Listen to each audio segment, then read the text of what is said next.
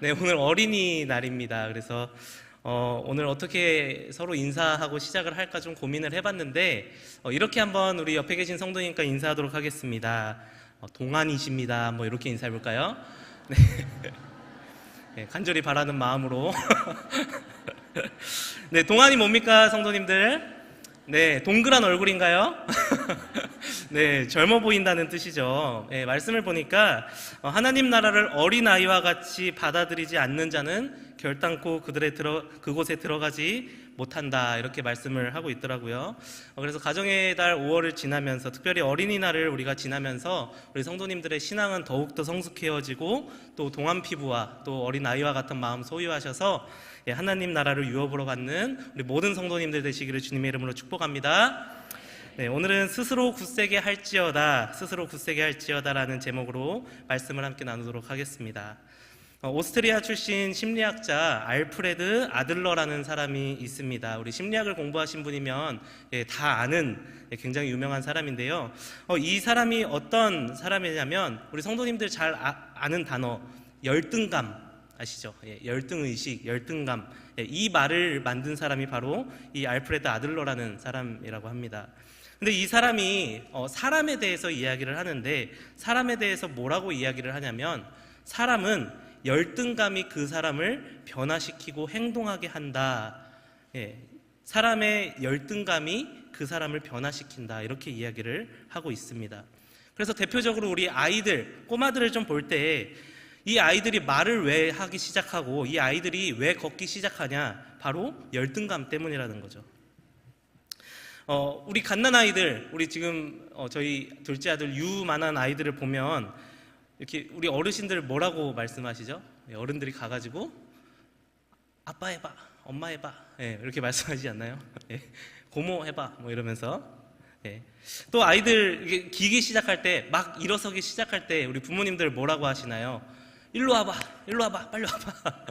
네, 우리 아이들의, 이 아들러의 학자의 말에 의하면 그런 상황 속에서 이 아이들이 그렇게 자기는 할 줄도 모르는데 계속 말해라 그러고, 갈 줄도 모르는데 계속 오라 그러고, 그러니까 이제 거룩한 분노가 생겨가지고 꼭 내가 이것들을 해야겠다 하면서, 그러면서 이제 점점 성장을 한다라고 하는 겁니다.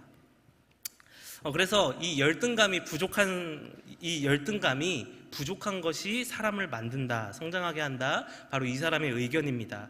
그런데 여기서 이제 끝나는 것이 아니라 이 부분은 사실 열등감의 좀 긍정적인 효과라고 이야기를 할 수 있겠고요. 만약에 반대로 이 열등감에 부정적으로 이제 그 영향들이 흘러가면 이 열등감으로 인해서 사람들이 성장을 하는 것이 아니라 어떻게 됩니까? 반대로 절망에 빠지게 됩니다. 오히려 다시 시작할 수 없을 만큼 자기 자신을 무가치하게 여기면서 그런 패배의식에 빠져 살게 된다는 것이죠. 오늘 우리가 함께 읽은 이 학개서 말씀을 보면 이 이스라엘 백성들의 모습이 이런 모습이었습니다. 이 말씀의 배경이 그렇습니다. 이스라엘 백성들이 바벨론 포로로 끌려갔다가 이제 70년 만에 다시 귀환해서 자기네 집, 자기네 땅에 왔습니다. 그런데 그렇게 돌아왔는데 보니까 이 땅에는 아무것도 남아있지 않은 거죠. 특별히 그 땅 가운데 하나님을 예배했던 성전을 봤는데 다 무너져버리고 70년 만에 돌아왔으니까 이제는 터밖에 안 남은 그런 상황이었습니다. 그래서 이 돌아온 이스라엘 백성들이 이야기를 합니다. 우리 집을 짓기 전에 우리 하나님의 앞에 예배드릴 성전 먼저 짓자, 성전 먼저 건축하자, 그렇게 결심을 하고 다짐을 해서 이제 성전 만들기로 시작을 하려고 하는데 그 일이 이제 호락호락하지 않게 되는 것이죠. 주변에 살던 사마리아 사람들이 와가지고 이스라엘을 괴롭히고 회방을 놓기 시작합니다. 그러면서 이스라엘 사람들은 서로 비방하고 또 욕하고 그러면서 내분이 일어나게 되고, 이제는 그들이 또 먹고 살 걱정도 하게 되다 보니까 처음에는 성전을 짓기로 하고 하나님을 바라보기로 딱 마음을 먹었는데 이제 성전 지을 그 마음의 불이 다 꺼져버린 겁니다. 그래서 이제는 안 되겠다 하고 포기하고 각자 집으로 돌아가게 됩니다. 이제 그 터만 남은 지가 15년이라는 세월이 흘렀습니다. 이 이스라엘 백성들도 그 모습을 보면서 딱 자기 같은 모습 아니었겠습니까? 그 실패한 모습, 무력한 모습, 다시 시작할 수 없을 것 같은 그런 터만 남은 모습만 보면서 이스라엘 자신의 모습을 그 터만 남은 그 모습을 보면서 이스라엘 사람들이 자신의 모습이라고 아마 느꼈을 것입니다. 하지만 말씀은 거기서 끝나는 것이 아니라 그들이 다시 일어나게 되고요, 또 그들이 다시 도전하게 되고, 또 그들이 가장 중요하고 웅장해야 할 그 성전을 다시 짓게 되는데요, 저는 오늘 이 말씀을 통하여서 이스라엘 백성들이 그랬던 것처럼 그들의 황폐함 가운데, 또 그들의 패배의식 가운데 다시 일어설 수 있는, 어쩌면 마른 풀 같은 그들의 마음 가운데 다시 불붙게 했던 하나님의 메시지를 우리가 함께 살펴보면서 우리 또한 다시 불붙는 그런 사람이 되기 위한 믿음의 자세를 세 가지로 살펴보도록 하겠습니다. 먼저 첫 번째입니다. 첫 번째, 다시 불붙는 하나님의 사람이 되기 위해서 우리에게 필요한 삶의 첫 번째 자세는 하나님의 말씀으로 황폐한 곳을 변화시켜야 한다는 것입니다. 우리 한번 읽어보도록 하겠습니다. 시작. 네, 그렇게 하나님께 선택받은 민족, 그렇게 그 하나님께 선택받은 민족이 그 자그마한 외부의 회방과 또 자신들의 먹고 살 문제 때문에 이제 하나님의 성전을 지을 터만 남겨놓고 다 흩어지게 됩니다.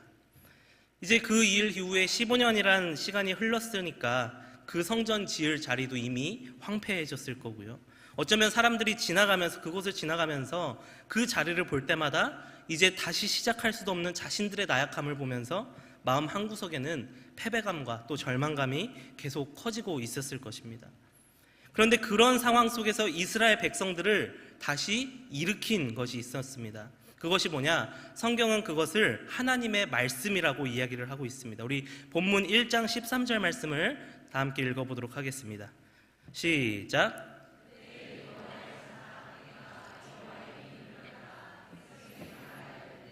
여호와가 말하노니 내가 너희와 함께 하노라 하니라. 아멘. 뭐라고 합니까? 그때의 여호와의 사자 학개가 여호와의 위임을 받아 백성에게 말하여 이르되, 이 학개라는 선지자가 하나님의 말씀을 전하기를 시작을 합니다. 그리고 그 말씀을 들은 이스라엘 백성들의 마음이 어떻게 되냐? 바로 1장 14절 말씀에 나와 있습니다. 한번 읽어보겠습니다. 시작.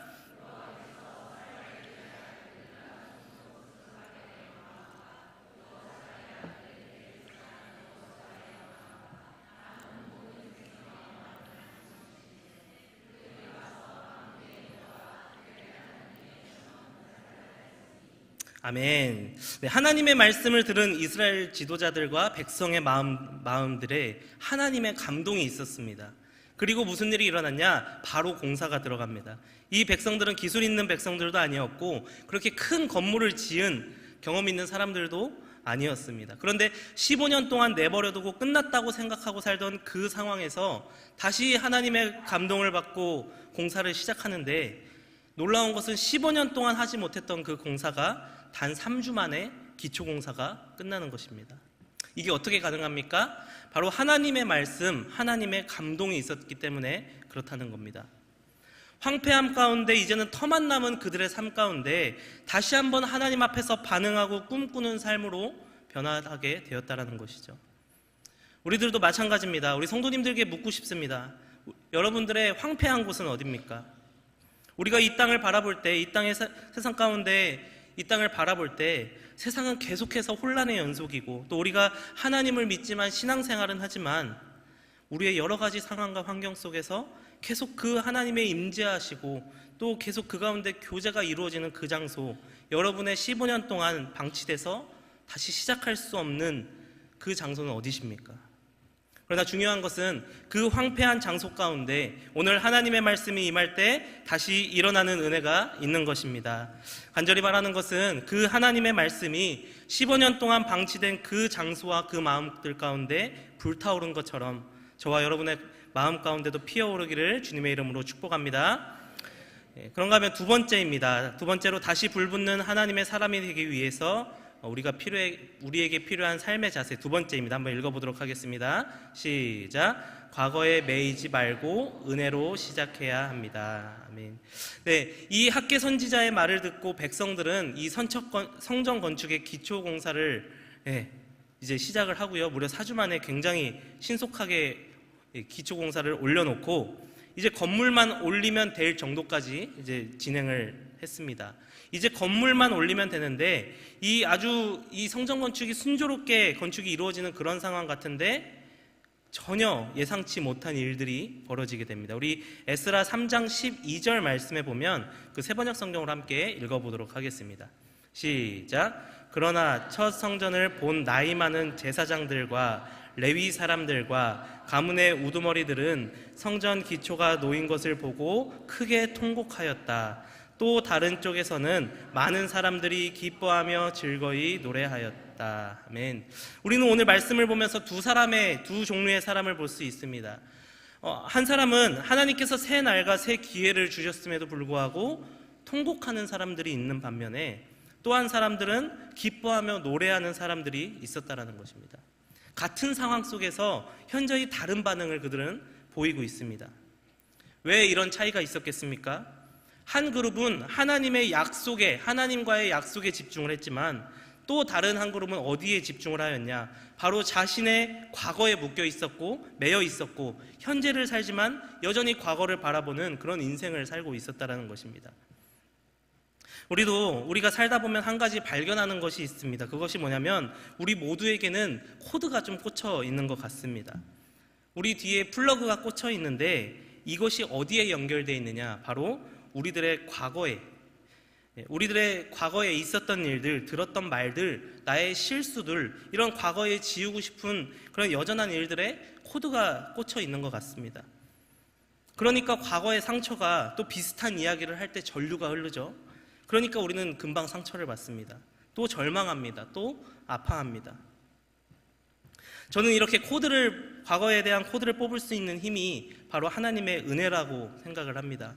그래서 저는 하나님의 이런 관점으로 하나님의 은혜를 다시 좀 정의를 한다면 우리가 힘들 때 위로하고 눈물 닦아주고 할 수 있어라고 격려하는 것 그 이상으로 하나님의 은혜는 내 삶 가운데 과거에 꽂혀있는 코드를 뽑아주시는 것, 그래서 내가 다시 시작할 수 있게 하는 힘, 그것이 바로 은혜라는 것입니다.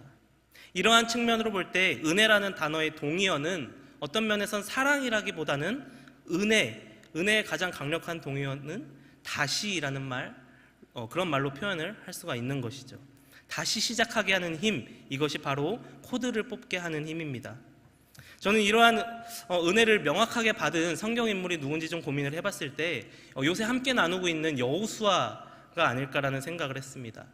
이 여호수아가 누굽니까? 출애굽 이스라엘 리더의 모세를 뒤를 이어서 200만 명이나 되는 이 이스라엘을 이끌었던 지도자, 바로 그 지도자가 여호수아입니다. 그런데 여호수아 1장 1절 말씀을 보니까요, 이 민족의 지도자가 되고 또 하나님께서 그를 통해서 이스라엘 민족을 구원하기로 작정을 하셨는데 그를 수식하는 말은 모세의 수종자, 모세의 종, 여전히 모세의 그림자 속에서 살고 있는, 여전히 과거에 코드가 꼽혀있는 사람이 바로 여호수아였습니다. 우리 여호수아 1장 1절 말씀 한번 읽어보도록 하겠습니다. 시작. 여호와의 종 모세가 죽은 후에 여호와께서 모세의 수종자 눈의 아들 여호수아에게 말씀하여 이르시되, 또 이후에 여호수아 1장 이후에 계속해서 그 말씀을 보면요, 하나님의 종은 여전히 모세였습니다. 하나님의 종을 지칭하는 표현하는 사람은 모세만 나와 있습니다. 여호수아는 하나님의 백성을 지도하는 지도자이긴 하지만 이 여호와의 종이라는 수식어는 이 여호수아에게 나오지 않습니다. 그런데 놀라운 것은 뭐냐면 하나님의 계획은, 하나님의 뜻은 여기에서 끝나는 것이 아니라 여호수아 1장 1절에 대해서 그를 향하여 모세의 수종자라고 이야기는 했지만 여호수아 전체 말씀을 볼 때는 이 여호와의 종은, 이 수식은 모세에게만 표현이 되는데 여호수아 24장 29절 말씀, 그가 죽을 때에 맨 마지막에 하나님의 은혜가 기어코 그의 인생 가운데 과거의 코드를 뽑으시고 또 새로운 인생을 펼친 것을 우리는 확인을 할 수가 있습니다. 우리 여호수아 24장 29절 말씀 함께 읽어보도록 하겠습니다. 시작. 110세의 죽음에 아멘. 네, 뭐라고 이야기합니까? 분명히 1장에서는 그를 향하여 모세의 수종자, 또 계속되는 이 여호수아의 말씀 속에서 여호와의 종은 모세였습니다. 그런데 24장에서는 그를 향하여 여호와의 종이라고 이야기하고 있는 것이라는 거죠. 하나님께서는 우리에게도 똑같은 계획을 가지고 계신다, 저는 확신합니다. 여호수아 1장과 같은 삶, 여전히 비교하는 것 같고 여전히 그런 과거의 일들을 떠올리면서 여전히 우리를 짓누르는 수많은 일들과 들려오는 말들, 또 다른 사람으로부터 오는 계속해서 그런 부당한 일들, 또 우리가 상처받고 분노하는 우리에게 하나님은 여호수아 1장에서 24장으로 건너가기를 원하신다라는 것입니다. 그래서 간절히 원합니다. 저는 우리가 이런 은혜, 다시 시작할 수 있는 은혜, 그래서 하나님께서 새날을 주셨을 때 통곡하는 삶이 아니라 기뻐하며 즐거이 노래할 수 있는 저와 여러분들의 삶이 될 수 있기를 주님의 이름으로 간절히 축복합니다. 마지막 세 번째입니다. 우리가 절망을 믿음으로 극복하기 위한 세 번째 원리는 뭐냐면 바로 함께함의 약속을 믿어야 한다라는 것입니다. 우리 함께 읽어보도록 하겠습니다. 시작. 네, 함께함의 약속을 믿어야 한다는 것이죠. 우리가 신약 성경을 읽다 보면 예수님께서 제자들에게 또 많은 사람들에게 가장 많이 명령하신 것이 있는데 그것이 뭐냐면 바로 두려워하지 마라 이야기입니다. 신약 성경에서 직접적 간접적으로 125번에 걸쳐서 예수님께서 이야기를 하고 계시는데요. 그럼 왜 예수님께서 이렇게 두려워하지 말라라는 말을 자주 말씀을 하셨을까요? 그것은 당연히 사람은 두려움에 자주 빠지는 존재이기 때문이겠죠. 그런데 오늘 하나님께서 오늘 그 숨길 수 없는 패배주의에 빠져서 또 실패하실 것이라는 그런 두려움에 빠져 있는 이 이스라엘 백성들을 일으키시는데 그 방법이 조금 특이하게 나와 있습니다. 오늘 본문 말씀 2장 4절의 말씀을 한번 읽어보도록 하겠습니다. 2장 4절입니다. 시작.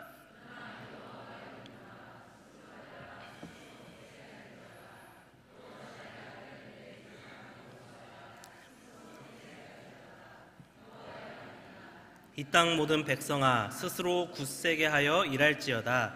내가 너희와 함께하노라. 만군의 여호와의 말이니라. 아멘.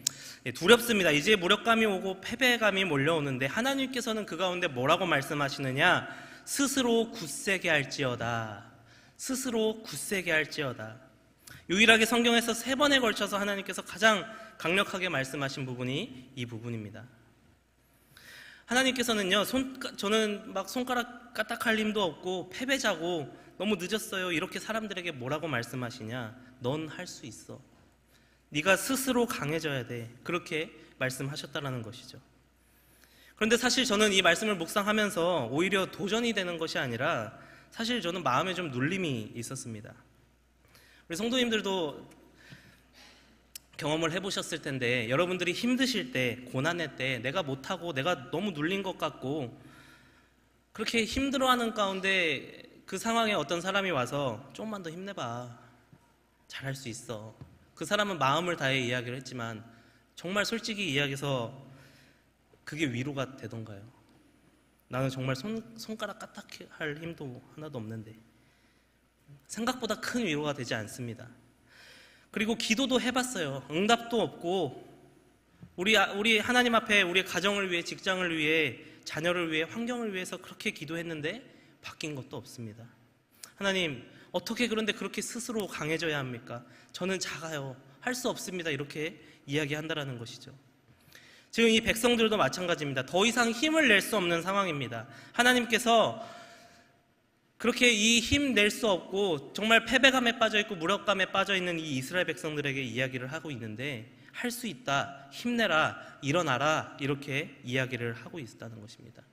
근데 이 말씀에서 중요한 키워드가 있습니다. 그냥 이렇게 해서 말씀하는 것이 아니라 이 말씀을 연구하다 보니까 여기에 원어, 히브리어로 이렇게 히브리어에서 우리나라 말로 번역을 할 때 들어가지 않은 말이 하나가 있더라고요. 우리 본문 말씀 다시 한번 띄워주시고요. 제가 한번 읽어보도록 하겠습니다. 그러나 여호와가 이르노라. 스룹바벨아 스스로 굳세게 할지어다. 여호사닥의 아들 대제사장 여호수아야 스스로 굳세게 할지어다. 여호와의 말이니라. 이 땅 모든 백성아 스스로 굳세게 하여 일할지어다. 이렇게 이야기하고요. 그 한 단어가 더 추가가 되는데 그게 뭐냐? 바로 히브리어 키라는 단어입니다. 이 키라는 단어는 접속사예요. 왜냐하면 이런 뜻이거든요. 그럼 계속해서 읽으면 어떻게 됩니까? 이 땅의 모든 백성들아 스스로 굳세게 할지어다. 왜냐하면 내가 너희와 함께하노라. 만군의 여호와의 말이니라. 아멘. 네, 언제 일어난다고요? 우리가 언제 절망 가운데 눈물 가운데 일어납니까? 하나님께서 함께 하신다. 그 약속이 있을 때 일어나게 된다라는 것입니다. 신학자 존 칼빈은 이렇게 이야기했습니다. 하나님께 함께 하심이 사람이 받을 수 있는 가장 큰 축복이다. 그렇다면 하나님이 너와 함께 하신다라는 이 약속은 이스라엘 백성들이 받았던 가장 큰 약속이고 가장 큰 축복이고, 이 약속이, 이 말들이 이스라엘 백성들에게 임했던 그런 두려움을 물리치고 몰아내고 다시 일어나게 되는 가장 강력한 힘이었다라는 것입니다. 하나님이 함께 하심이 무엇입니까? 우리 사람들은요, 이렇게 인간적인 관계를 맺을 때 사람들은 굉장히 이기적으로 맺습니다. 누가 날 사랑해 주거나 누군가 나에게 이득이 되면 우리는 그를 사랑합니다. 그런데 반대로 그 사람이 나에게 존재 가치가 없고 내가 해줄 수 있는 게 없고 내가 그 사람에게 이득이 된 게 없을 때는 상대방은 많이 우리를 떠납니다. 또 우리가 그 사람들의 기준치에 도달하지 못하면 우리를 버리죠. 심지어는 부모라도 자기 자녀가 이 정도가 안 되면 품기는 하지만 마음에서 버리는 경우도 있지 않습니까? 그런데 하나님께서는 뭐라고 하십니까? 나는 절대로 너를 버리지 아니하고 내가 정말로 너와 함께 하리라. 이것이 바로 우리 하나님의 약속이라는 것입니다. 그러니까 우리가 힘을 낼 수 있는 이유가 여기서 오는 거죠. 때로는 기도 응답이 없고 때로는 내 환경이 바뀌지 않고 여전히 힘들고 다시 일어나라고 할 때 나의 과거의 악한 것들, 내 슬픔을 줬던 것들 다 잊어버리고 시작할 때는 너무나도 두렵고 자신이 없고 내 삶이 너무나도 무기력해집니다. 그런데 그때 하나님이 말씀하십니다. 내가 너와 함께 할게. 이것이 무슨 약속이냐면 우리의 인생길에서 수도 없이 넘어지고 쓰러질 거야. 그런데 다른 사람 다 떠난다고 할지라도 나는 초라하게 너를 내버려두고 가지 않아. 나는 너를 일으킬 거야. 사람들이 너를 포기할지라도 나 여호와 하나님은 절대 너희를 포기하지 않겠다. 이 말씀을 하신다라는 겁니다. 우리도 마찬가지입니다. 우리 인생 가운데 얼마나 굴곡이 많습니까? 우리도 인생 가운데 형통할 때도 있지만 우리가 계속해서 반복되는 죄를 지으면서 자주 넘어지고 쓰러질 때가 얼마나 많습니까? 그런데 그러한 초라한 우리를 버리지 아니하시고 항상 옆에서 함께 하시는 그 하나님, 내가 지치고 넘어져 있을 때 다시 일어설 힘 주신 그 하나님이 함께 계신다는 그 약속을 믿고 바라보는 저와 여러분들이 되시기를 주님의 이름으로 축복합니다. 또 우리가 다시 힘내고 일어서는 과정에서 우리의 과거가 우리를 짓누르지 않습니까? 또 우리의 과거를 바라보면서 사람들이 비아냥거리기도 합니다. 넘어지고 그런 뻔한 결과도 우리에게는 반복해서 또 일어나고 있습니다. 다른 사람들처럼 그저 그렇게 무기력히 흘러가는, 안 되는 걸 당연히 여기는 그런 우리들의 인생이 아니라 하나님의 말씀에 매여서 너와 함께 하신다는 그 약속에 우리가 힘입어서 그냥 주저앉고 힘있고 다른 사람들처럼 쓰러지고 끝나는 것이 아니라 하나님의 반전의 주인공이 여러분들이 되시기를 주님의 이름으로 축복합니다. 마무리를 하면서 한 가지 어떤 분의 간증을 좀 나누려고 합니다. 거창고등학교라고 아시나요? 거창고등학교. 네. 이 굉장히 명문 고등학교인데 이전에 교장 선생님이신 전성은 선생님이라는 분에 관한 일화를 좀 소개를 하려고 합니다. 이분이 교장 선생님을 하고 계실 때 86년도에 교육부에서 YMCA 교사를 해임한 일이 있었다고 합니다. 그래서 저는 그래서 이 학교에 와서도 똑같이 거창고등학교에 있는 이 교사들 중에 이 교육부에서 이야기를 하는 거죠. YMCA의 교사들을 해임시키지 않으면 학교 문을 닫아버리겠다. 계속해서 그런 압박을 받았다고 합니다. 그런데 그때 당시에는 이분이 그렇게 신앙이 좋으신 분이 아니셨어요. 그런데 이제 너무 학교에 압박이 있고 너무나도 답답하니까 내가 이렇게 하다가는 정말 아무것도 안 될 것 같다라는 생각에 금식 기도를 떠나기 시작을 합니다. 그래서 3일 동안 뭐 했냐? 기도할 줄 몰라서 그냥 한마디만 했대요. 하나님, 저 여기 왜 올라오신 줄 아시죠? 저 여기 왜 올라오신 줄 하나님은 알고 계시죠? 계속 반복하면서 3일 동안 보냈다고 합니다. 그리고 3일을 보내고 아무런 기도 응답도 못 받고 심지어는 마음의 평안조차도 얻지 못한 채로 내려가는데, 이제 그때 쓴 글입니다. 한번 제가 읽어보도록 하겠습니다. 금식 기도를 하러 올라갔다가 내려오며 나는 배낭을 메고 산을 내려오면서 하나님께 투덜거렸다. 그러면 그렇지, 하나님이 언제 제 기도에 대답해 주신 일이 있었는가 물어보러 온 내가 바보죠. 그렇게 투덜거리고 있는데 눈물이 쏟아지기 시작했다. 산길을 내려오면서 얼마나 울었는지 모른다. 그때였다. 야 이놈아, 내가 너 고3 때 필동교회 풍금 뒤에서 기도할 때 네가 거창 가는 게 내 뜻이라고 말해주지 않았니? 그때 내가 널 사랑한다고 말했잖니. 내가 널 사랑하는 말이 한 번이면 족하지 않더냐? 내가 내 아들에게도 침례받고 물에서 올라올 때 사랑한다고 말해주었어. 그래서 십자가 위에서 울부짖을 때 아무 말도 안 한 거야. 왜 내가 너를 사랑한다는 말은 한 번이면 족한 거야. 그 이야기를 들으면서 하염없이 눈물을 흘렸다는 그런 간증을 받습니다. 우리는 생각합니다. 내가 이렇게 했으니까, 우리가 애쓰고 힘쓰니까 갑자기 기적적인 일이 일어나고 모든 상황이 변해야 되는데, 하나님은 뭐라고 말씀하십니까? 내가 너를 사랑한다. 그 말 한마디면 족하지 않니? 내 아들 예수도 침례받을 때 딱 한 번만 말해줬어. 그래서 아버지 어찌하여 나를 버리시나이까 질문할 때 나는 대답하지 않았어. 왜? 사랑한다는 말은 이 말 한마디면 충분하기 때문에. 사랑하는 성도 여러분, 우리가 두려움을 이겨내고 또 굳세게 일어날 수 있는 힘은 딱 한 가지입니다. 주님의 십자가, 내가 너를 사랑한다, 내가 너를 포기하지 않아, 내가 널 절대로 떠나지 않으마, 이 하나님의 약속이 있기 때문에 우리는 언제든지 도저히 못 일어날 수 있는 그런 상황 가운데서도 스스로 굳게 할 수 있는 줄 믿습니다. 그래서 하나님께서 우리가 힘들 때마다 상황을 바꾸시기보다 우리와 함께 하심을 선택하시는 것을 믿고, 또 고난이 없는 것이 아니라 고난 가운데 함께 하시는 삶을 허락해 주신다는 것을 믿으시는 저와 여러분들이 되기를 축복합니다.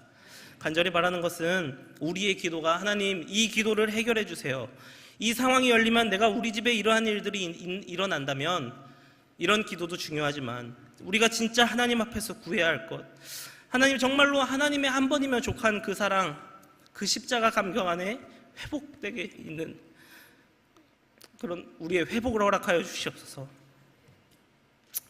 그럴 때 우리가 스스로 굳세게 어떠한 고난 상황 가운데서도 환경의 변화가 아닌 주님의 사랑으로 다시 일어날 수 있는 우리 모든 성도님들이 되실 줄 주님의 이름으로 믿고 간절히 축복합니다.